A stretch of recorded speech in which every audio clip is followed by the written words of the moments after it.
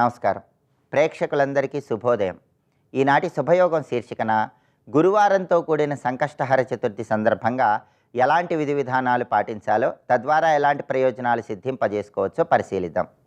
సంకష్టహర చతుర్థి గురువారంతో కలిసి వచ్చింది కాబట్టి హరిద్రా గణపతిని ఆరాధన చేయటం ద్వారా విశేషమైన శుభ ఫలితాలు కలుగుతాయి.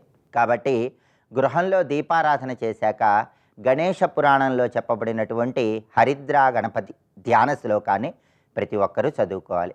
హరిద్రాభం చతుర్బాహుం హరిద్రావదనం ప్రభుం పాశాంకుశధరం దేవం మోదకం దంతమేవచ భక్తాభయప్రదాతారం వందే విఘ్న వినాశకం అంటూ హరిద్రా గణపతి ధ్యాన శ్లోకాన్ని స్మరించుకున్నట్లయితే గణపతి అనుగ్రహానికి పాత్రులై సకల శుభాలను సిద్ధింపజేసుకోవచ్చు. అలాగే గురువారంతో కూడిన సంకష్టహర చతుర్థి సందర్భంగా క్షిప్ర సంకట గణపతి పూజను చేయటం ద్వారా ఉత్తమ ఫలితాలు కలుగుతాయి. సాయంకాలం పూట మీ గృహంలో పూజా మందిరంలో పూజాపీఠం మీద జిల్లేడు ఆకులను ఏర్పాటు చేసి ఆ జిల్లేడు ఆకుల మధ్యలో ఒక తమలపాకు ఉంచి ఆ తమలపాకు మీద గోమయాన్ని ఉంచి ఆ గోమయం మీద శ్వేతార్క గణపతి రూపును ఉంచి ఆ శ్వేతార్క గణపతికి గణపతి అష్టోత్తరం చదువుతూ ఎర్రటి పుష్పాలతో గరిక పోచలతో పూజ చేయాలి. వెండి ప్రమిదలో కొబ్బరి నూనె పోసి 5 ఒత్తుల దీపాన్ని వెలిగించి శ్వేతార్క గణపతికి అష్టోత్తర పూజ చేయాలి. అష్టోత్తర పూజ చేసే సమయంలో కలువ పూలతో, పద్మ పుష్పాలతో, సంపంగి పూలతో గణపతిని పూజించినట్లయితే గణపతి సంపూర్ణమైన అనుగ్రహం కలుగుతుంది. అలాగే గణపతి పూజలో కుడుములతో పాటుగా నువ్వులతో తయారు చేయబడిన పదార్థాలను కూడా నివేదన చేయాలి. గణపతి అష్టోత్తరం మొత్తం చదువుకోలేని వాళ్ళు నమో హేరంబాయ మదమోదితాయ సంకష్టస్య నివారణాయ నమః అనే మంత్రాన్ని 48 నిమిషాల పాటు పఠించినట్లయితే సంకష్టహర చతుర్థి సందర్భంగా గణపతి సంపూర్ణమైన అనుగ్రహానికి సులభంగా పాత్రలు కావచ్చు. అలాగే సంకష్టహర చతుర్థి నాడు దేవాలయంలో గణపతికి నిర్వహించే అభిషేకాలు విశేషమైన శుభ ఫలితాలను కలిగింపజేస్తాయి. ఈరోజు సాయంకాలం పూట గణపతి ఆలయానికి వెళ్ళి గణపతి విగ్రహానికి ఆవు పాలతో అభిషేకం చేస్తే సమస్త సంపదలు కలుగుతాయి. ఆవు పెరుగుతో అభిషేకం చేయించుకున్నట్లయితే అనారోగ్య సమస్యలు తొలగిపోతాయి. గరిక పోచలు కలిపి నీటితో గణపతికి అభిషేకం చేసుకున్నట్లయితే పోగొట్టుకున్న ధనకనక వస్తు వాహన ప్రాప్తిని సిద్ధింపజేసుకోవచ్చు. ఇలా ఒక్కొక్క ద్రవ్యంతో గణపతికి అభిషేకం నిర్వహించుకోవటం ద్వారా ఒక్కొక్క రకమైన ప్రయోజనాన్ని సిద్ధింపజేసుకోవచ్చు. సంకటనాశిక గణేష స్తోత్రాన్ని పఠించినా లేదా శ్రవణం చేసినా గణపతి సంపూర్ణమైన అనుగ్రహం కలుగుతుంది. గం గణపతయే నమః అనే మంత్రాన్ని గణపతి ఆలయ ప్రాంగణంలో కూర్చొని స్మరించుకున్నట్లయితే అన్ని విఘ్నాలను తొలగింపజేసుకొని గణపతి అనుగ్రహానికి సులభంగా పాత్రలం కావచ్చు. ఇలా గురువారంతో కూడిన సంకష్టహర చతుర్థి సందర్భంగా ఈ ప్రత్యేకమైనటువంటి పూజ నిర్వహించండి. దేవాలయంలో అభిషేకాలు చేసుకోండి. ఉదయం పూట హరిద్రా గణపతి పూజ చేయండి. సకల శుభాలను సిద్ధింపజేసుకోండి. రేపటి శుభయోగం శీర్షికన శుక్రవారం సందర్భంగా లలితా సహస్రనామాలలో ఉన్నటువంటి ఏ నామాలు స్మరించుకుంటే ఎలాంటి విశేషమైన శుభ ఫలితాలు కలుగుతాయో పరిశీలిద్దాం. నమస్కారం.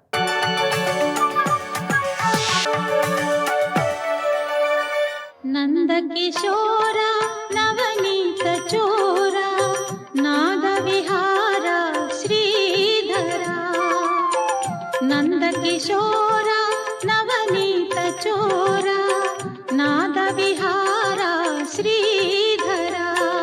జగత్తు నడవడానికి ఆధారము ధర్మము ఉంటుంది. ఈ ధర్మాధర్మాలు రెండు లేవు అంటాడు వీడు. అది అప్రతిష్ఠ అనే మాటకి నాస్య ధర్మాధర్మవు ప్రతిష్టవు అత అప్రతిష్ఠ అని అర్థం చెప్పారు. అంటే జగత్తుకి ధర్మము అధర్మము ఈ రెండు చాలా ముఖ్యం. అయినా ధర్మం వల్ల నిలబడుతుంది, అధర్మం వల్ల దెబ్బతింటుంది. అందుకే ధర్మమే జగత ప్రతిష్ఠ, ధర్మో జగత ప్రతిష్ఠ. ఇది సూత్రం. అంటే జగత్తుకి ప్రతిష్ఠ ధర్మము, ప్రతిష్ఠ అంటే ఆధారము. జగత్తుకి ఆధారం ఏది? ధర్మం. అందుకే ధర్మంలో ఉంటే నువ్వు బాగుంటావు, జగత్తు బాగుంటుంది అని పెద్దలు చెప్పారు. ఆ ఆధారాలేం లేవు. ఎవడు చూడొచ్చాడు? ధర్మం వల్ల అధర్మం వల్ల మాత్రమే సుఖదుఖాలు కలుగుతాయి. ఎవడు చూడొచ్చాడు? నువ్వు ఈ శరీరంతో సుఖానుభవించు అని మాట్లాడేవాళ్ళు. అదేవిధంగా వాళ్ళు మరొకటి అంటారట, అనీశ్వరం. ఈశ్వరుడు అనేవాళ్ళు లేడు. ఈ లోకమంతా అలా నడిచిపోతుంది.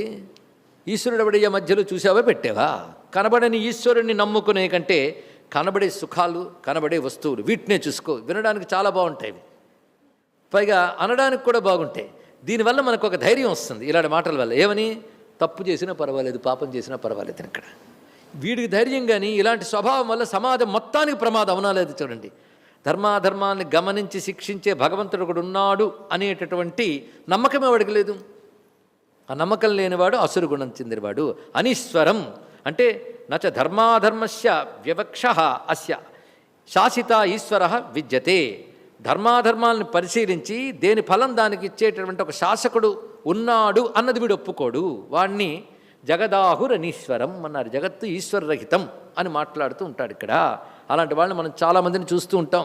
అపరస్పర సంభూతం, అపరం పరం, అపరస్పరం అంటే అది ఇది, ఒకరికొకరు. ఈ ఒకరికొకరు కలియడం వల్లే జగత్తు పుట్టింది. అంతేగాని ఈశ్వరుడు వల్ల కలగలేదు, ధర్మాధర్మాల వల్ల జరగడం లేదు, ఒకరికొకరు కలియడం వల్ల జరిగింది. ఒకరికొకరు కలియడం అంటే కామప్రయుక్తయో స్త్రీ పురుషయో అన్యోన్య సంయోగాత్ జగత్ సంభూతం. కామప్రవృత్తి కలిగిన స్త్రీ పురుషుల వల్ల జగత్తు కలిగినది. కానీ జగత్తుకి కారణం ఏమిటి? కామ ఏవ కారణం, కామమే కారణం అని సిద్ధాంతం చేస్తారు. ఇది లోకాయతిక దృష్టికోణం, లోకాయతికుల యొక్క దృష్టికోణం. లోకాయతులు అంటే నాస్తికులండి. మొత్తానికి ఆసురీ గుణం ఉన్నవాళ్ళు అసత్యం అప్రతిష్టంతే జగదాహురనీశ్వరం, జగత్తును అసత్యమని అప్రతిష్టమని ఈశ్వరరహితమని భావిస్తూ ఉంటారు. పై ఎలా పుట్టిందంటే అపరస్పర సంభూతం కిమన్యత్ కామహైతుకం, కామమే హేతువుగా ఈ జగత్తు కలిగింది అన్నది వాళ్ళ సిద్ధాంతం. ఈ దృష్టిని అవలంబించడం వల్ల, ఇది వాళ్ళ థియరీ అండి, ఇంతవరకు వాళ్ళ థియరీ, ఇది వాళ్ళ యొక్క కాన్సెప్ట్. దీనివల్ల వాళ్ళు ఏం చేస్తారంటే ఏతాం దృష్టిం అవష్టభ్య నష్టాత్మాన అల్పబుద్ధయ.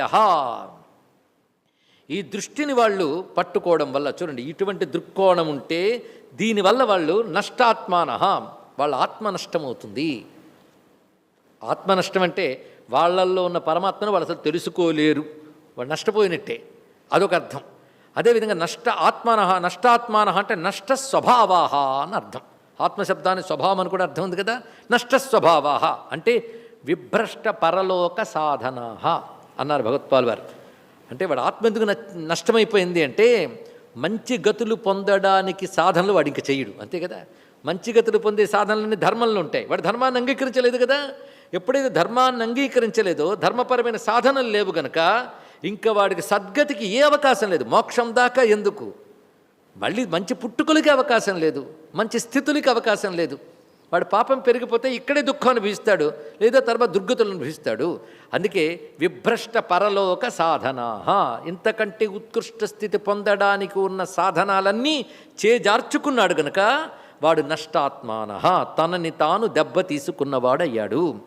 ఆ బుద్ధి అలాంటిది. అల్పబుద్ధయ, అల్పబుద్ధి అండి వాడు, క్షుద్రబుద్ధి. కనబడుతున్న జగత్తే సత్యం, కామం వల్లే కలుగుతోంది అనేటువంటి ఆలోచన అల్పము. ఇది తెలుసుకోండి. పరమాత్మ అస్తిత్వాన్ని అంగీకరించనంత వరకు అన్ని విజ్ఞానాలు అల్ప విజ్ఞానాలే. ఇది గమనించుకోవాల్సిన ప్రధానమైన అంశం ఇక్కడ. వాళ్ళ పేరు అల్పబుద్ధయ. అటువంటి వారు ఏం చేస్తారు తెలుసా? ఇంకా తర్వాత పని, ఇది కాన్సెప్ట్. ఈ కాన్సెప్ట్ వల్ల వాళ్ళకి నష్టాత్మన అల్పబుద్ధయ. దానితో వాళ్ళ పనులు ఏమిటంటే ప్రభవంతి ఉగ్రకర్మాణ క్షయాయ జగతో హితాహ. వాళ్ళు ఉగ్రకర్మలు చేయడానికే సిద్ధపడుతూ ఉంటారు. ప్రభవంతి అంటే సమర్థులవుతారు. దేనికి? ఉగ్రకర్మాణ, క్రూరకర్మలు ఆచరించుతూ ఉంటారు. దేనికి? జగత అహితాహ క్షయాయ, జగత క్షయాయ, జగత్తుకి నాశనం కోసం అహితులే, జగత్తులో ఏ ఒక్కరి హితం కోరుకోకుండా జగన్నాశనానికి ప్రయత్నిస్తారు. ఆ అసురత్వం జగద్వినాశకరం అని భగవానుడు చెప్తున్నాడు ఇక్కడ. అంటే అప్పుడప్పుడు కాలంలో ఇలాంటి అసుర గుణాలు కనబడుతుంటాయి. అంతేకాదు, కామమాశ్రిత్య దుష్పూరం దంభమాన మదాన్వితా మోహాద్ గృహీత్వా సద్గ్రాహాన్ ప్రవర్తంతే అశుచివ్రతా. ఎంత అసురు లక్షణాలు చూడండి. వాళ్ళు ఎప్పుడు పట్టుకునేది ఏంటంటే కోరిక, ఏదో ఒక కోరిక, ఆ కోరిక తీర్చుకోవాలి, అది ఒక్కటే ఎప్పుడు వాడి లక్ష్యం. ఆ కామం కడుపు ఎవడైనా నింపగలడండి? కామం కడుపు ఎవడు నింపలేడు. కానీ దుష్పూరం అంటే దాన్ని నువ్వు ఫుల్ఫిల్ చేయలేవు అన్నాడు ఇక్కడ. దాన్ని ఎప్పుడు నింపలేవు. నింపలేని కామాన్ని నింపుకోవాలనుకుంటూ ఈ కోరిక తర్వాత ఆ కోరిక, ఆ కోరిక తర్వాత ఆ కోరిక చేస్తూ, అని కోరికలు తీర్చుకోవాలని ప్రయత్నిస్తుంటే కొత్తవి పుడుతుంటాయి కానీ కోరికలు తీరం. అది ఇక్కడ చూపిస్తున్నాడు. ఆ దుష్పూరం అనే మాట అంత చక్కగా వేసాడు. కామమాశ్రిత్య దుష్పూరం, దానివల్ల దంభమాన మదాన్వితా, దంభము మానము మదము ఇవి ఏర్పడతాయి వాడికి. దంభమాన మదములు ఏర్పడతాయి. మోహాద్ గృహీత్వా అసద్గ్రాహాన్, అసద్గ్రాహాన్ అంటే మిథ్యా సిద్ధాంతాలు, అంటే వాడికి కొన్ని సిద్ధాంతాలు. దానితో దంభమాన మదాన్వితుడై మోహము చేత అనగా అవివేకం చేత గృహీత్వా అసద్గ్రాహాన్, మొండి పట్టుదలలు చెడు పట్టుదల పట్టుకుని ఉంటాడు. ఒక్క అసద్గ్రాహన శబ్దానికి ఇన్ని అర్థాలు. మిథ్యా సిద్ధాంతాలు ఏర్పరుస్తాడు, అశుభ నిశ్చయాలే కలుగుంటాడు. నిశ్చయం అంటేనే పట్టండి, ఎలాగైనా ఇది సాధించాలి, ఇదే కరెక్ట్ అని. తాపట్టిన కుందేటికి మూడే కాలు అని వినుంటారు మీరు. అది సిద్ధాంతం, అది అశుభ నిశ్చయం. చెడ్డ పట్టుదల కలిగి ఉంటారు, మొండి పట్టుదల. ఎవడిని చెప్పండి ఇదే చేస్తా, అలాంటి వాళ్ళు ఉంటారు. అందుకే వాళ్ళకి కానీ తెలివితేటలు వస్తే ఆ మొండి పట్టుదలని సిద్ధాంతం చేస్తారు, అది 10 మందికి బోధిస్తారు. ఇక్కడ ఇటువంటి వారు వాళ్ళు అశుచివ్రతాహ, అశుచివ్రతాలు చేస్తూ ఉంటారన్నాడు. అంటే వాళ్ళు వ్రతం చేస్తారట. వ్రతం అంటే మనం చెప్పుకున్న నియమంగా చేసేది, పట్టుదలతో చేసేదే వ్రతం. ఇది గొప్పది అని చేసేదే వ్రతం. వాళ్ళు మిథ్యా సిద్ధాంతం ఏర్పరచుకుని అది తప్ప వాళ్ళది గొప్పది లేదు అనుకుని శాస్త్ర విరుద్ధముగా ప్రవర్తిస్తారు కనుక అశుచివ్రతాహ. అశుచి అంటే శాస్త్ర విరుద్ధ ఆచరణ. శాస్త్ర విరుద్ధమైన వాటిని పట్టుదలతో ఆచరించే వారిని అశుచివ్రతాహ అంటారు. కొంతమంది చూడండి, అది శాస్త్ర విరుద్ధం అంటే తప్పకుండా చేద్దామని చూస్తారు. ఎందుకంటే వాడు అన్నాడుగా శాస్త్ర సమ్మతమని, కనుక వాడు అన్నాడని కావాలని చేస్తూ ఉంటారు. అటువంటి వాళ్ళని ఏమనాలి? అశుచివ్రతాహ. పైగా గమనించవలసింది ఏంటంటే వాడు ఎప్పుడు శాంతిగా ఉండరు అసురుడు. వాడికి ఎందుకంటే కోరికలు తీరుతున్నాయి కదండి, ఉండొచ్చా? ఉండడు. మనం అనుకుంటా వాడికి ఇన్ని కోరికలు తీరుకుని హ్యాపీగా ఉన్నాడని. రావణాసురుడు అన్ని లోకాల నుంచి అన్నీ తెచ్చుకున్నాడు, అప్సరస స్త్రీల్ని బంధించాడు, కానీ ఎప్పుడు శాంతిగా లేడు తెలుసా? ఇంకా అవి తెచ్చేయాలి వాడి మీద వీడి మీద. ముల్లోకాలు గదిపితే ఆ జనస్థానంలో 14,000 మంది పోయారు, కానీ ఎక్కడ లేని పౌరుషం వచ్చేసింది వాడికి. నాశనం చేయాలనుకున్నాడు. ఒక పతివ్రతా స్త్రీని చెరబట్టి తెచ్చాడు. ఎందుకు? కామమాశ్రిత్య దుష్పూరం. దానివల్ల మొండి పట్టుదల, ఎవడు చెప్పినా వినలేదు. ద్విధా విభజ్య, నన్ను 2గా చీరినా నేను మాట వినను అన్నాడు యుద్ధకాండలో. స్వస్తి.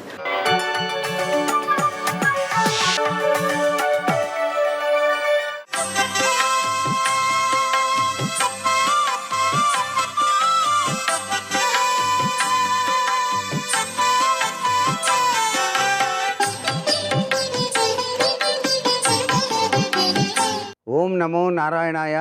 ఓం నమ శివాయ. శ్రీమాత్రే నమ. ఈ రోజున ఫాల్గుణ బహుళ తదియా చవితి. అందుచేత స్థితిపతి, నిధిపతి, ప్రియపతి అయినటువంటి గణేశుని యొక్క ఆరాధన సర్వ విధాలా కూడాను శ్రేయోదాయకంగా మనకు శాస్త్రాలు అభివర్ణిస్తున్నాయి.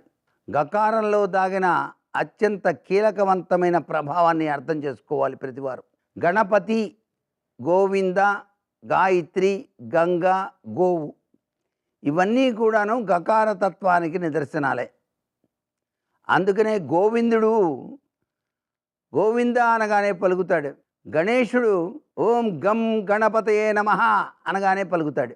ఇక్కడ గణేశతత్వంలో దాగిన అత్యంత కీలకవంతమైనటువంటి ప్రభావం ఈ గకార శబ్దంలో దాగి ఉంది. కాబట్టే ఓం గాం గీం గూం గైం గం గహ, ఇది చాలా విశిష్టవంతమైనటువంటి మంత్రంగా కూడా మనకు శాస్త్రాలు చెబుతున్నాయి. గకారానికి, గకార తత్వంలో దాగిన అద్వితీయమైనటువంటి ప్రభావాన్ని అర్థం చేసుకొని గాయత్రీ మాత తన దివ్యవంతమైన అనుగ్రహాన్ని కూడా మనకు ప్రసాదిస్తుంది. గణేశ గాయత్రి కూడా చేస్తారు చాలామంది. గణేశ గాయత్రిని ఎవరైతే పఠిస్తారో వారికి సర్వ సంపదలతో పాటు జ్ఞానం కూడా వికసిస్తుంది. అలాగే గం గణపతియే నమః అనేటువంటి మంత్రాన్ని అనుక్షణం కూడాను ఎవరైతే జపిస్తూ తమ కార్యాలు నిర్విఘ్నంగా నెరవేరటానికి స్వామి అనుక్షణం కూడాను అనుగ్రహాన్ని ప్రసాదిస్తున్నాడు. గణపతిలో 32 రకాల గణపతులు ఉన్నప్పటికీ ఆయన అన్ని రకాల గణపతుల యొక్క దివ్యవంతమైన అనుగ్రహం గకారంతోనే చెప్పాడు. అందుకనే గకార ప్రియుడైనటువంటి గణపతికి గరిక అంటే చాలా ప్రీతి. మనం గరికతోనే పూజ చేస్తాం. ఇక్కడ కూడా గకారమే. ఎంత గొప్ప విశేషం ఉందో ఆలోచించండి ఒక్కసారి. గకారానికి గరిక, గోవు, గోవిందుడు, గాయత్రి, గంగ ఇవన్నీ ఎంతో పరమ పవిత్రవంతమైన ప్రభావాన్ని కలిగిస్తున్నాయి. అందుకనే గౌరీదేవి, ఆ తల్లి మహిమాన్వితమైంది కదండి. మరి గౌరీదేవి యొక్క పుత్రుడు కాబట్టి గణపతి. ఆ తల్లిని కూడా అమ్మ చేతి పసుపు బొమ్మ ఆగమాల సారమమ్మ అని అభివర్ణించారు. ఇక్కడ గకార ప్రియుడైనటువంటి గణపతిని గకార నామంతో ధ్యానం చేస్తూ సంకటహార చతుర్థి నాడు ఎవరైతే ఆ వ్రతాన్ని చక్కగా ఆచరించి చంద్ర బింబాన్ని చూసి హోమాన్ని కూడా గణపతి హోమాన్ని కూడా నిర్వహించి పాలు నైవేద్యంగా సమర్పిస్తారో వారి జీవన గమనం అద్వితీయంగా మారుతుంది సుమా అని చెప్పేసి శాస్త్రం తెలియజేస్తుంది. సర్వే జనా సుఖినో భవంతు.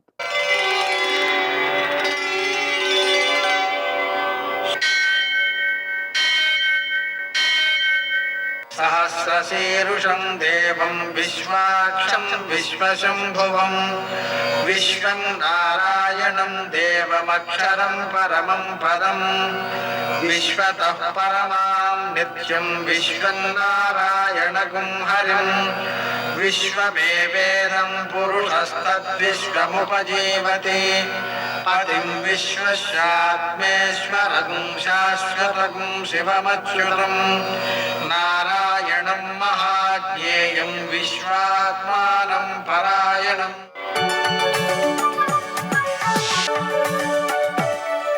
सूर्यशौर्यमथेन्दुरिन्द्रपदवी सन्मङ्गलं मङ्गलम्. నమస్తే భగవన్ దేవదత్తాత్రేయ జగత్ప్రభో సర్వబాధా ప్రశమనం కురు శాంతిం ప్రయచ్చమే. నేటి కాలమాన విశేషాలను గమనిద్దాం. స్వస్తి శ్రీ చాంద్రమాన శోభకృన్నామ సంవత్సరం ఉత్తరాయణం శశిర ఋతువు ఫాల్గుణ మాసం కృష్ణపక్షం గురువారం. సూర్యోదయం 6:18 సూర్యాస్తమయం 6:25 తిథి తదియ సాయంకాలం 6:53 వరకు.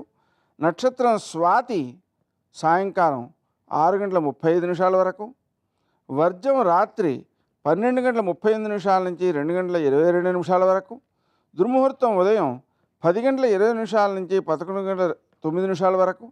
మరల మధ్యాహ్నం 3:11 నుంచి 4 గంటల వరకు. అమృతకాలం ఉదయం 8:54 నుంచి 10:40 వరకు. రాహుకాలం గురువారం కాబట్టి మధ్యాహ్నం 1:30 నుంచి 3 గంటల వరకు. అష్టకవర్గ రీత్యా శుభప్రదమైన సమయం ఉదయం 9 గంటలకి. నేటి విశేషం అమృతకాలం అష్టకవర్గ రీత్యా శుభప్రదమైన సమయం కలిసి వచ్చిన శుభ సందర్భంలో అనారోగ్యవంతులకు మనం వైద్యం చేయించుకోలేని వాళ్ళకి మనం వైద్యం చేయించడం లేదా మందులు కొనివ్వడం లాంటి చర్యల వల్ల భగవంతుని యొక్క అనుగ్రహంతో మనకు కోటి కపిల గోదానములను చేసిన ఫలితము 1,000,000 గుణితమే వస్తుంది. కాబట్టి ఆ కాలాన్ని సద్వినియోగం చేసుకోవటం చాలా మంచిది. అలాగే బ్రహ్మకల్పాది సందర్భంగా మనం పితృదేవతల్ని ఆరాధించినట్లయితే దానాలు చేసినట్లయితే అవి ఉత్కృష్టమైన ఫలితాలను అందజేస్తాయి. స్నానం, దానం, శ్రాద్ధం ఈ 3 కూడా ఉత్తమ ఫలితాలను అందజేస్తాయి. ప్రదోషం కూడా ఉంది కాబట్టి సాయంకాలపు వేళ సూర్యాస్తమయం నుంచి 1:12 సమయంలో మనం శనగలతో అంటే నానబెట్టిన శనగలతో శంకరుడికి పూజ చేసి వాటిని ఆవులకు పెట్టడం ద్వారా గురుగ్రహ సంబంధమైన దోషాలు తొలగడంతో పాటుగా సర్వపాపక్షయం అవుతుంది. ఏమన్నారంటే చణకాః సర్వపాపఘ్నాః పురా గోవర్ధనోద్ధార సమయే కృష్ణభక్షితాః చణకాః సర్వపాపఘ్నాః తస్శాంతిం ప్రయచ్చమే. ఇది శనకల యొక్క దానం వల్ల వచ్చే సత్ఫలితాన్ని తెలుపుతోంది, సర్వపాపఘ్నములు అని. కాబట్టి వాటిని చేయడం మంచిది. అదేవిధంగా సంకష్టహర చతుర్థి ఉంది కాబట్టి ప్రదోషకాల పూజ అయిపోయిన తర్వాత సంకష్టహర గణపతి వ్రతాన్ని ఆచరిస్తూ 21 దుర్వాయుగ్మములతో 21 పుష్పాలతో 21 పత్రాలతో పూజ చేసి 21 ఆత్మ ప్రదక్షిణాలు చేయడం, అలాగనే స్వామివారికి 21 నువ్వుల చిమ్మిలి ఉండలు నైవేద్యం చేయడం, 21 నువ్వుల చిమ్మిలి ఉండలు వాయనం ఇవ్వడం ఇత్యాది క్రియల ద్వారా కష్టాలు తొలగుతాయి. కష్టాలను తొలగించుకునేటువంటి శక్తి ఏర్పడుతుంది మనకు. అలాగే సంపదకు లోటు ఉండదు. ఆ గణపతి యొక్క అనుగ్రహంతో కష్టాలన్నిటినీ తొలగించేసుకుని నూతనమైనటువంటి కృషిశీలతతో మనం విజయాలు సాధించగలుగుతాం. నేటి ఆణిముత్యాలు.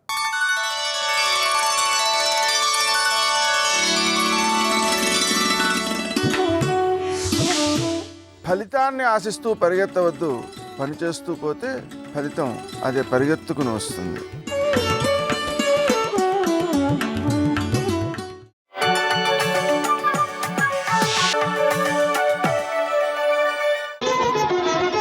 జయ జయ జయ జయ జయ శ్రీ హనుమా, జయ జయ జయ జయ ప్రభుదయ గనుమా. ఆపదామపహర్తారం దాతారం సర్వసంపదాం లోకాభిరామం శ్రీరామం భూయో భూయో నమామ్యహం. శ్రీరామాయణాంతర్గతమైనటువంటి సుందరకాండ పరమ ప్రఖ్యాతి వహించినటువంటి కాండ. ఎటువంటి ఆపదలు కలిగినప్పటికీ, ఎటువంటి క్లిష్ట సమయం ఏర్పడినప్పటికీ కూడా ఆ పరిస్థితిని అధిగమించాలి అనుకున్న వాళ్ళు పారాయణ చేసేటటువంటి కాండ సుందరకాండ. అలాగే ఉపాసన విషయమై అనేకమైనటువంటి రహస్యాలు తెలుసుకోవాలి అనేటటువంటి జిజ్ఞాస కలిగిన వారు చదివేటటువంటి కాండ సుందరకాండ. కేవలం పారాయణ చేసినంత మాత్రం చేత భగవంతుని యొక్క అనుగ్రహాన్ని తీసుకొచ్చి ఇవ్వగలిగినటువంటి కాండ సుందరకాండ. అసలు జాతకంలో మృత్యువు తరువుకొచ్చేస్తుంటే, ఏదో ప్రమాదం జరిగి అపమృత్యువు ఏర్పడవలసినటువంటి పరిస్థితిలో కూడా సుందరకాండ పారాయణ చేసిన, సుందరకాండ చదువుకున్న, సుందరకాండ విన్న తప్పకుండా అంత గొప్ప మృత్యువు కూడా తొలగిపోతుంది అనేటటువంటిది అనేక సందర్భాల్లో నిరూపణం చేసినటువంటి కాండ సుందరకాండ. అందుకే లోకంలో విజ్ఞులైనటువంటి వారు ఒక మాట చెప్తారు. అసలు వాంగ్మయంలో అత్యంత శక్తివంతమైనటువంటివి ఏవైనా ఉంటే రెండిటినే చెప్తారు. ఒకటి సుందరకాండ, రెండు సౌందర్యలహరి. ఈ రెండిటి తర్వాతే ఏదైనా ఉంటుందేమో కానీ ఈ రెండిటికన్నా కూడా ఇంకా శక్తివంతమైనటువంటిది చదివినంత మాత్రం చేత, విన్నంత మాత్రం చేత ఎనలేని ప్రయోజనాన్ని చేకూర్చగలిగినటువంటి శక్తి కలిగినటువంటిది వేరొకటి ఉంటుంది అని అభిజ్ఞులైనటువంటి వారు ప్రతిపాదన చెయ్యలేదు. అంత శక్తివంతమైనటువంటి వాంగ్మయంతో, అటువంటి శ్లోకాలతో, మంత్రపూరితమైనటువంటి బీజాక్షరములతో కూడుకున్నటువంటి కాండ సుందరకాండ. శ్రీరామాయణాన్ని వాల్మీకి మహర్షి రచన చేసినప్పుడు కాండలకి నిర్ణయం చేసి కాండల పేర్లు పెట్టేటప్పుడు ఒక మాట ప్రస్తావన చేశారు. ఇతర కవులు కావ్యాల్ని రచన చేసేటప్పుడు పేరు ఎలా పెట్టాలి అనేటటువంటి దాన్ని మార్గదర్శనం చేయడానికి వీలుగా నేను ఈ కాండలకి పేరుంచుతున్నాను అన్నారు. ఆయన ఎక్కడా ప్రథమకాండ, ద్వితీయకాండ, తృతీయకాండ అలా అనలేదు. అలా అనకుండా మొట్టమొదటి కాండని బాలకాండ అన్నారు, రెండవ కాండని అయోధ్యకాండ అన్నారు. బాలకాండాన్ని మొదటి కాండ అనడానికి కారణం, ఒకవేళ రామచంద్రమూర్తి యొక్క బాల్యాన్ని వర్ణించినదైతే తరువాతి కాండ అయోధ్యకాండ కాకూడదు. ఎందుకంటే వయస్సుని దృష్టిలో పెట్టుకుని చెప్తున్నది నిజమైతే రామాయణ నాయకుడైనటువంటి రామచంద్రమూర్తి యొక్క బాల్యము, యవ్వనము ఇటువంటి వాటిని దృష్టిలో పెట్టుకుని ఆ కావ్యాన్ని విభాగం చేసినట్టుంటే అప్పుడు బాలకాండ తర్వాత రావలసినటువంటి కాండ తరుణకాండ. ఎందుకంటే ఆయన యవ్వనంలోకి ప్రవేశిస్తున్నటువంటి సందర్భాన్ని ఆవిష్కరిస్తుంది కాబట్టి. కానీ మహర్షి బాలకాండ తర్వాత తరుణకాండ అని చెప్పలేదు, అయోధ్యకాండ అన్నారు. పోనీ ఏదో అది ఒక రాజ్యంలోనే జరిగింది. అయోధ్యానగరంలోనే రామచంద్రమూర్తి పుట్టాడు, అయోధ్యానగరంలోనే విద్యాభ్యాసం చేశాడు, అయోధ్యానగరంలోనే ఆయన బాల్యం గడిచింది. అందుకని ఇక మళ్ళీ అయోధ్య అనవలసిన అవసరం లేకుండా బాలకాండ అని రెండవ కాండ అయోధ్యకాండ అన్నారు. అంటే సరే, ఆయన ఏ ప్రదేశంలో ఉన్నారు అన్నదాన్ని బట్టి కాండల పేరు నిర్ణయం చేశారు అని అనుకున్నాం అనుకోండి. అది ఎక్కడ వరకు బాగుంటుంది అంటే కేవలంగా అయోధ్యలో ఉన్నంతకాలం అయోధ్యకాండ, అరణ్యంలోకి వెళితే అరణ్యకాండ, కిష్కింధకి వెళితే కిష్కింధకాండ. మరి తరువాతి కాండ సుందరకాండ ఎందుకైంది? అది సుందరకాండ కాకూడదు. అప్పుడు అది యుద్ధకాండతో కలిపి లంకాకాండ కావాలి. ఎందుకంటే లంకాపట్టణంలో రామచంద్రమూర్తి ఉన్నారు కాబట్టి. కానీ అక్కడ చివర ఉన్నటువంటి 2 కాండలు ఆయన ఎక్కడున్నారు అన్నదాన్ని బట్టి ఆ పేర్లు ఉంచబడలేదు. అంటే మహర్షి ఉద్దేశ్యం అయోధ్యకాండ అన్నది ఆయన ఎక్కడున్నారు అన్నదాన్ని బట్టి, రామచంద్రమూర్తి ఎక్కడ ఉన్నారు అన్నదాన్ని బట్టి నిర్ణయం చెయ్యాలన్నది ఆయన ఉద్దేశ్యం కాదు. ఆ కాండల పేర్లు పెట్టడంలోనే ఏదో రహస్యాన్ని దాస్తున్నారు. సర్వం శ్రీ ఉమామహేశ్వర పరబ్రహ్మార్పణమస్తు. స్వస్తి.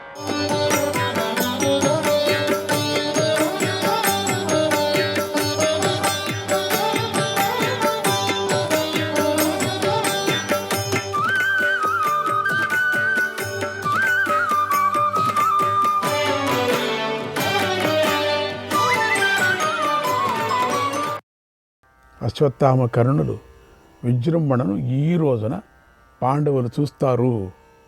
మీరు వీరులే, మీ అందరిలో ప్రతి ఒక్కరూ పాండవులను సైన్యంతో సహా చంపగలరు. మీరంతట శక్తిమంతులు, బలవంతులు, మీరు అస్త్ర విద్యావేత్తలు. మీరందరూ ఏకమైతే ఇక చెప్పేదే ఉంది, జయం మందే. కనుక మీరు యుద్ధం చేస్తూ గెలుపు కోసం ప్రయత్నం చేయండి, యుద్ధానికి సిద్ధంగా అండి అన్నాడు. తర్వాత దుర్యోధనుడు సోదరులతో కలిసి కర్ణుడి సకల సైన్యానికి సేనాధిపతిని చేశాడు. కర్ణుడు సేనాధిపతి అయిన వెంటనే పెద్దగా సింహనాదం చేశాడు, వీరోత్సాహంతో యుద్ధం చేశాడు. ఆ సింహనాదం, శంఖానాదం అద్భుతమైనటువంటి శంఖానాదం. కర్ణుడికి చాలా సంతోషమైంది.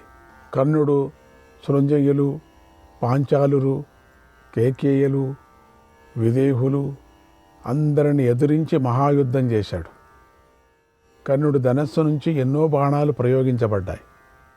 ఒక బాణం చివరి అంచును ఇంకొక బాణం మొదలు అతుకుతున్నట్లుగా 100ల కొద్ది బాణాలు వెలువడ్డాయి, దాని నుంచి వెలువడుతున్నాయి. అవి 9 బారుల్లాగా వేగంగా దూసుకొని వెళ్ళాయి.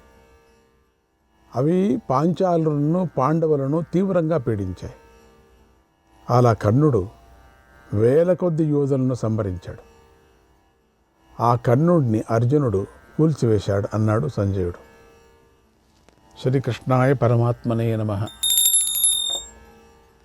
4వ అధ్యాయం. వైశంపాయనుడు జనమేజయ మహారాజుకు ఇలా చెప్పాడు. ఓ మహారాజా, కర్ణుడు మరణించాడనే వార్త విని దుర్యోధనుడు కూడా మరణించాడని ధృతరాష్ట్రుడు భావించాడు. అయింది, ఏం చేస్తావు, కర్ణుడు పోయిన తర్వాత వాడు మనవడు పోయినట్టే లెక్క అనుకున్నాడు. ధృతరాష్ట్రుడికి ఎంతో దుఃఖం కలిగింది. ఆయన అచేతనమైన ఏనుగులాగా కలతపడి నేల మీద పడిపోయాడు. అచేతనుడైపోయి విలవిల అని కింద పడ్డాడు. ఆయన దుఃఖిస్తూ నేల మీద పడితే అక్కడ ఉన్నటువంటి స్త్రీల ఆర్తనాదం తీవ్రమైపోయింది. ఆ ధ్వని అంతఃపురం అంతటా వినిపించింది.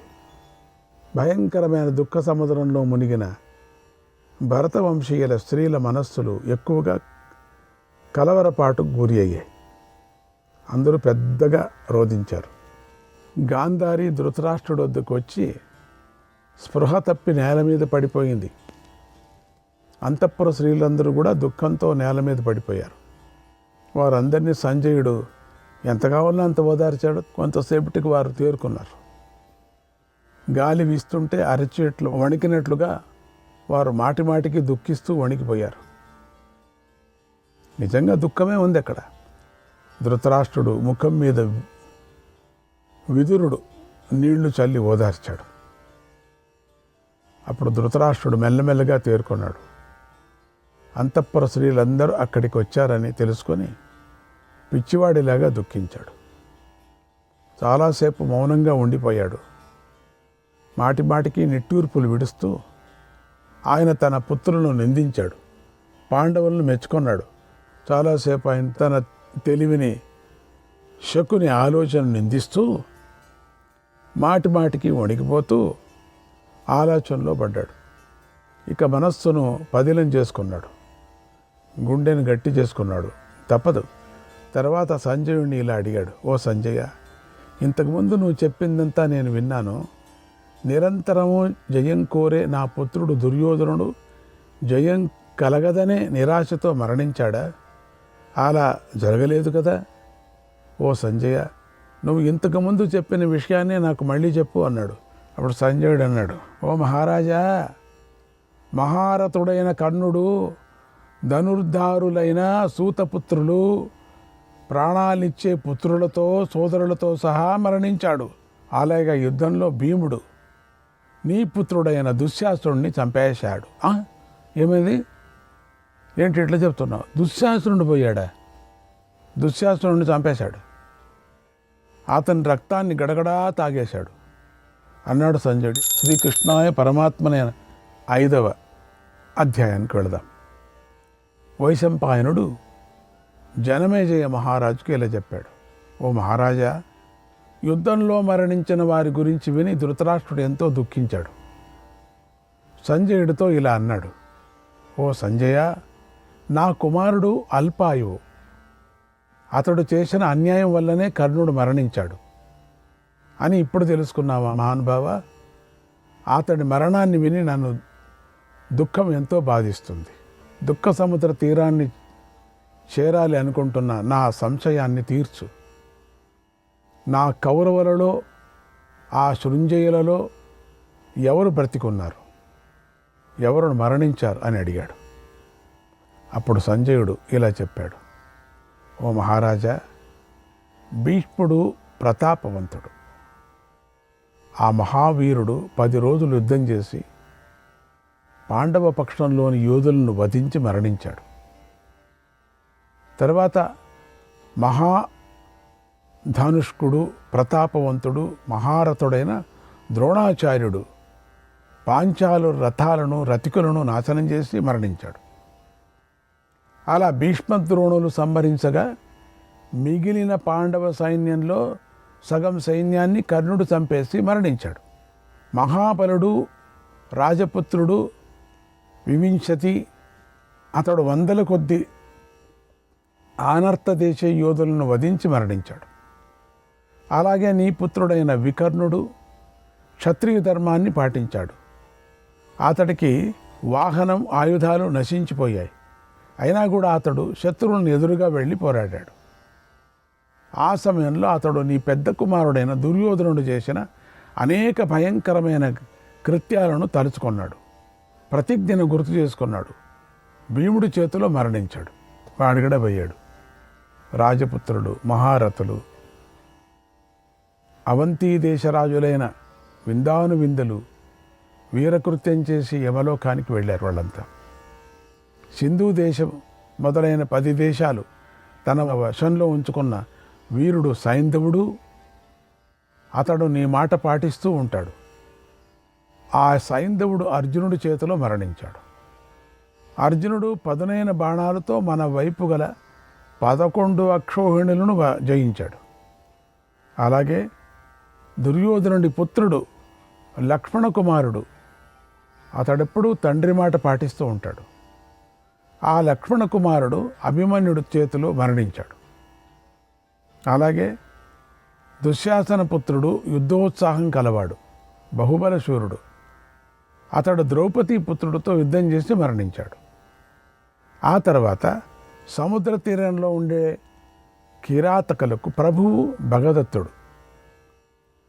అతడు ధర్మాత్ముడు, ఇంద్రుడి గౌరవ ఆధారాలు పొందినవాడు, ఇంద్రుడికి ఇష్టమైన మిత్రుడు, ఎప్పుడూ క్షత్రియ ధర్మాన్ని ఆచరిస్తూ ఉంటాడు.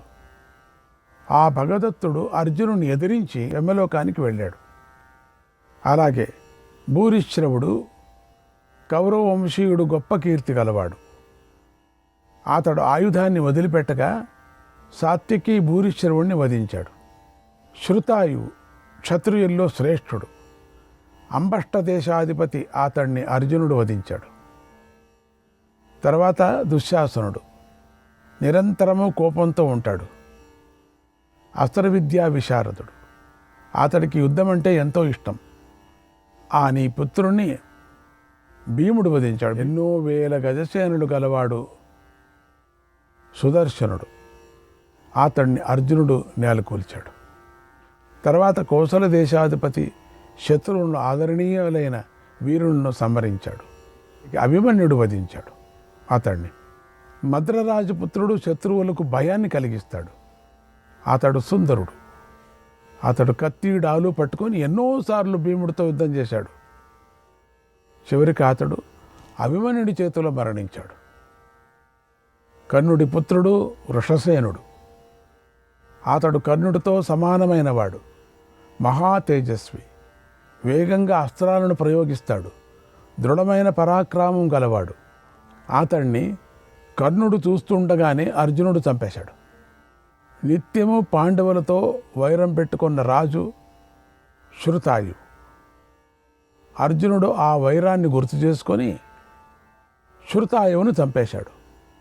తన మేనమామ కొడుకు రుక్మరథుడు. అతడు పరాక్రమం గలవాడు. ఆ శల్యపుత్రుణ్ణి సహదేవుడు వధించాడు. వృద్ధరాజు అయినటువంటి భగీరథుడు. కేకయ్య రాజైన బృహత్తుక్షత్రుడు అనేవారు మహావీరుడు. వారు యుద్ధంలో విజృంభించి హతులయ్యారు. నకులుడు యుద్ధరంగంలో డేగలాగా సంచరిస్తూ భగదత్త పుత్రుణ్ణి నెలకొల్చాడు. మహాబల పరాక్రమాలు కలవాడు మీ తాత అయిన బాక్లీకుడు. అతన్ని బాక్లీకులను భీముడు చంపేశాడు. అలాగే మగధ దేశీయుడు మహాబలవంతుడు జరాసంధుడు, అతడి కుమారుడు జయసేనుడు, అతన్ని అభిమన్యుడు వధించాడు. మేము శూరులము అనుకునే నీ పుత్రులు దుర్ముఖ దుస్సుహులు, వారికి భీముడు గదతో కొట్టి వధించాడు. దుర్మర్షనుడు దుర్విషహుడు, మహారథుడైనటువంటి దుర్జయుడు, వారికి అప్పగించిన పనులను వారు పూర్తి చేసి యమలోకానికి వెళ్ళారు. కళింగ వృషకులకు యుద్ధం అంటే ఇష్టం. వారు సోదరులు. యుద్ధంలో వారు అసామాన్యమైన వీరకృత్యాలను చేసి యముడింటికి వెళ్ళిపోయారు. వృషకర్ణుడు మహావీర్యవంతుడు. అతన్ని భీముడు వధించి యమలోకానికి పంపించాడు. పౌరవరాజు 10,000 ఏనుగుల బలం గలవాడు. అతన్ని అర్జునుడు వధించాడు. తర్వాత 2,000 మంది వసాహతులు శూరసేనులు శత్రువులను వధించటంలో నిపుణులు. వారందరూ కూడా యుద్ధంలో మరణించారు. అభిషాహులు అమితమైన యుద్ధోత్సాహం కలవారు, కవచధారులు. అలాగే ఉత్తమ రతికులు శిబులు, వారందరూ కాళింగులతో కలిసి మరణించారు. గోకులంలో నిత్యం పెరిగిన వారు, వాళ్ళంతా తీవ్రంగా కోపించిన వారు, యుద్ధంలో వెనుకడుగు వేయని వారు గోపాలురు. వారిని అర్జునుడు వధించాడు. ఎందుకంటే వీళ్ళందరూ అతడు చేరుకున్నారు కదా, కృష్ణుడు ఇచ్చాడు కదా వాళ్ళకి. సంశయప్తక గణంలో వేల కొద్ది శ్రేణులు ఉన్నాయి. వారందరూ కూడా అర్జునుడి ఎదిరించి యమలోకానికి వెళ్ళారు. వాళ్ళంతా వెళ్ళిపోయారు. వృషకుడు అచలుడు అనేవారు నీ బావమరుదులు, నీకు తెలుసు కదా బావమరుదులు, నీకోసం యుద్ధం చేసి అర్జునుడి చేతిలో మరణించారు. శాల్వరాజు పేరుతోనూ పనులతోనూ భీకరమైన కర్మలు చేస్తాడు. అతడు మహాబాహువు, గొప్ప ధనుర్ధారి. అతడిని భీమసేనుడు పడగొట్టాడు. ఓ మహారాజా, ఓఘవంతుడు బృహవంతుడు మైత్రి కలవారు. ఒకరికొకరు సహాయం చేసుకుంటూ ఉంటారు. వారిద్దరూ కలిసి విజృంభించి యుద్ధం చేసి ఒకేసారి మరణించారు.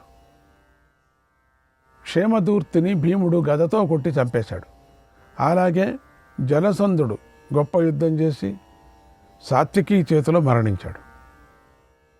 గాడిదలు కట్టిన రథం మీద రాక్షసుడైన అలంబుషుడు వచ్చి యుద్ధరంగంలో విజృంభించాడు. అతన్ని ఘటోత్కజుడు యమలోకానికి పంపించాడు. కర్ణుడు మహారథులైన ఆయన సోదరులు కేకేయులు అందరూ కూడా అర్జునుడి చేతిలో మరణించారు. మాళవులు మాద్రకులు, భయంకర కార్యాలు చేసే ద్రావిడులు, యౌధేయులు, లలిత్తులు, క్షుద్రకులు, ఉశీనురులు, మావేల్లకులు మరణించారు. తుండిరేకులు, సావిత్రీ పుత్రుకులు, తూర్పు, ఉత్తరం, పడమర, దక్షిణ దిక్కుల్లోని వీరులు వాళ్ళంతా ఏమయ్యారు? మరణించారు. ఆ వీరుల పదాతి దళాల సమూహాలు, 10 లక్షల గుర్రాలు, రథ సమూహాలు, శ్రేష్టమైన ఏనుగులు యుద్ధంలో మరణించాయి.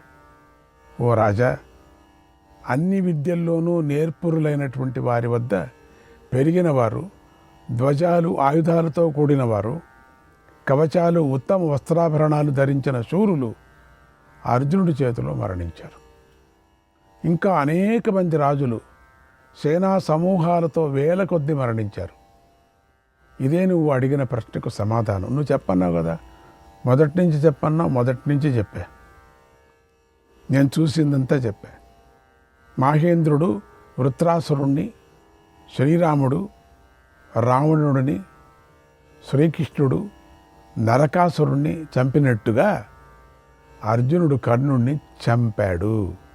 పరశురాముడు కార్తవీర్యార్జునుణ్ణి, కుమారస్వామి మహిషాసురుణ్ణి, రుద్రుడు అంధకుణ్ణి సంహరించినట్లుగా అర్జునుడు కర్ణుణ్ణి, అతని ఆత్మీయులు, బంధువులు, అమాత్యులతో సహా చంపేశాడు.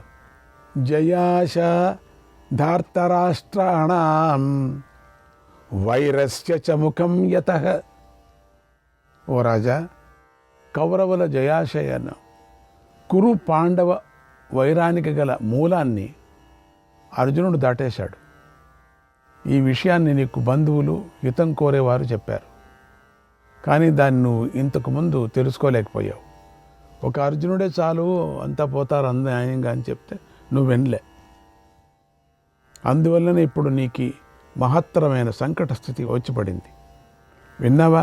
అప్పుడు ఓ మహారాజా, రాజ్యకాంక్ష గల పుత్రుల మేలు కోరే నువ్వు ఎల్లప్పుడూ చెడునే ప్రోత్సహించావు, చెడు మాటలనే విన్నావు, చెడునే ప్రేరేపించావు, చెడు పనులే చేశావు.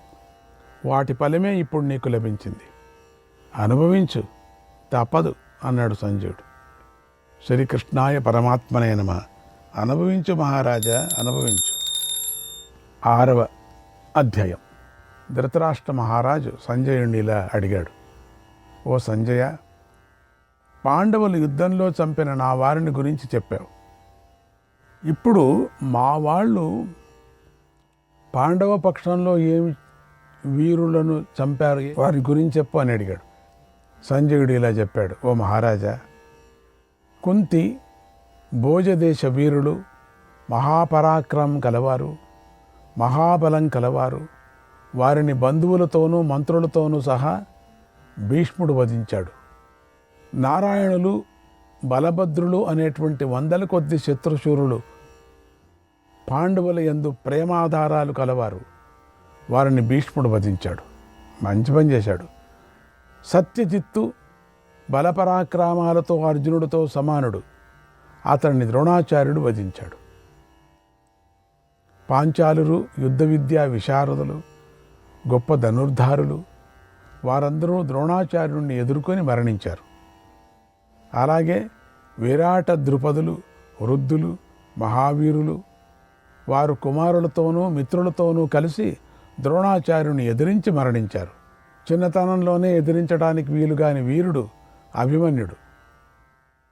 అతడు శ్రీకృష్ణ బలరాములతోనూ అర్జునుడితోనూ సమానుడు, రథయుద్ధంలో నేర్పరి. ఆ అభిమన్యుడు అనేక మంది శత్రువులను వధించాడు. అర్జునుడిని లొంగదీసుకోలేక నీ పక్షంలోని 6 మహారథులు 4 దిక్కుల నుంచి అభిమన్యుడిని చుట్టుముట్టి వధించారు. అవునవును, కావలసిందేలే వాడికి. వారి చేతులతో అభిమన్యుడు రథాన్ని కోల్పోయాడు. అప్పుడు దుశ్శాసన పుత్రుడు అభిమన్యుడిని వధించాడు.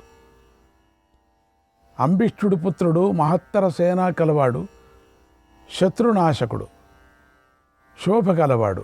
అతడు మిత్రుల కోసం విజృంభించి యుద్ధం చేశాడు. అతడు దుర్యోధనుడి పుత్రుడు, వీరుడు అయిన లక్ష్మణ కుమారుని ఎదిరించి మరణించాడు. బృహవంతుడు అస్త్రవిద్య నిపుణుడు, గొప్ప విలుకాడు. అతన్ని దుశ్శాసనుడు వధించాడు. శ్రీకృష్ణాయ పరమాత్మనే నమః.